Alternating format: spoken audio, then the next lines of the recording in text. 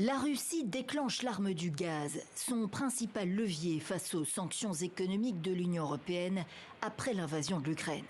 Livraison suspendue donc vers la Pologne et la Bulgarie à partir du 27 avril.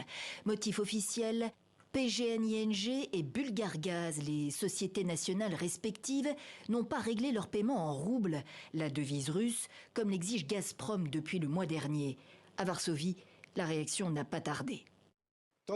Bien sûr que c'est un tournant, mais nous avions prévu d'en finir avec l'approvisionnement en gaz russe d'ici fin décembre, avec la fin du contrat Yamal. Les Russes accélèrent les choses, mais nous pouvons faire face.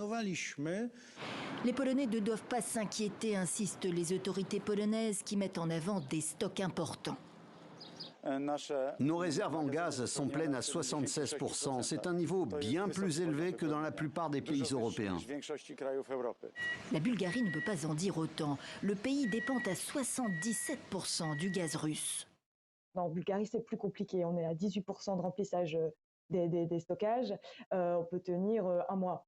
Et la Bulgarie s'était dit, nous, on est sûrement un peu plus à l'abri parce que notre gazoduc, il alimente aussi la Hongrie et la Serbie, qui sont des voisins pro-russes de la Russie. Sofia annonce des mesures de rétorsion.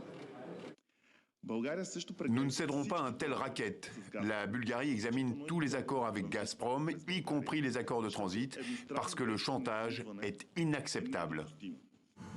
Pologne et Bulgarie, deux pays membres de l'Union européenne et de l'OTAN, sont les premiers ciblés par la Russie, mais sans doute pas les derniers. Le président de la Douma réclame la même mesure pour tous les pays inamicaux.